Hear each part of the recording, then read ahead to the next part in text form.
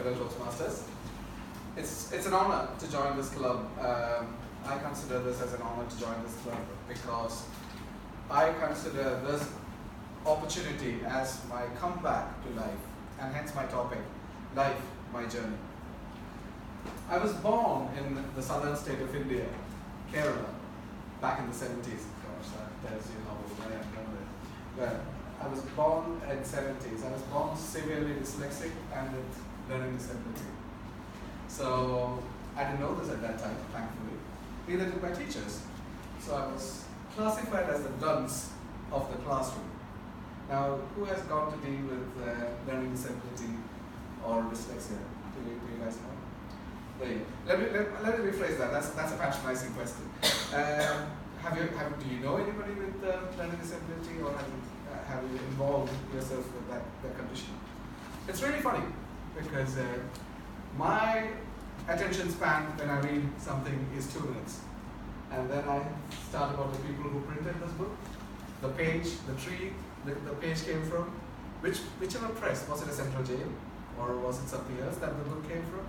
So there it's my studies.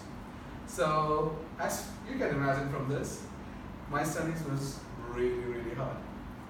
Unfortunately, I was of a time when these conditions did not exist. I mean, metaphorically. These conditions did exist, but nobody knew about this. Kids these days are fortunate enough, people know about these conditions and they know what remedial measures that can be taken. But people like me, we were summoned to the last bench, usually corners in the classroom, laughed at, ridiculed, and till we were convinced that, yeah, we might be fools. And I was convinced that I was a fool for a long time. And so that, I had a wonderful start, as you might be thinking, in life, isn't it?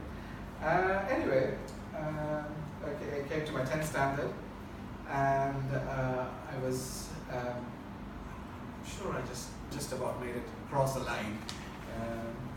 And then there was this pictures of people who have got rank holders and all that, and my mother was having a go at me, showing them these, see these kids, they've gone there to study, and what did you do?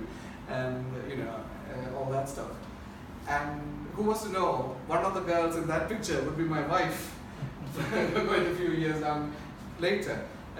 She was a rank holder in 10th standard, coming from the same state, and as destiny would have it, we were supposed to meet and marry, which I would have never ever thought. And had I known that then, probably I don't know what I would have done. I carried on through my university studies, and I wanted to change my outlook. I wanted to change what people thought of me. I was not sociophobic, so it never bothered me what people thought of me. Probably because I was given this acid test when I started at school. So I was never afraid. I was never afraid of being ridiculed. I was never afraid of society, which is a good and a bad thing. So I started to think, what am I good at? How can I face life? Because I have to do something to live. I found healthcare as a niche that I can operate in. I started my work as a medical representative back in India, sales. But soon enough, I found my way into healthcare management. I was good with people. I was a very people person. I could talk to people. I could make a friend there. I had a sense of humor that people liked. So, they all did not mind me coming, if that's the right phrase to use. So, my life started to change bit by bit, and I started working hard at myself, with myself, thinking what would my next step be, because I could not afford to take a careless step.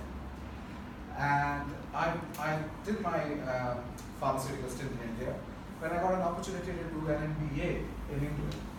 And I thought that I can't read. I don't have an attention span, so how am I going to do an MBA in England? As fate would have it again, I went to UK. I started the course, and I was struggling. I really was struggling till I just listened to what people how people used to learn. So it's not listening how people used to learn. It was just people learning, and I'm just sitting there listening to it. And that with that, I wrote my exams and I passed. So I kind of knew that my audible and audiovisual learning is much better than my reading ability. So I can't read a sentence, I can't read a paragraph, but I can listen to it and that sticks to my brain. So on and so forth.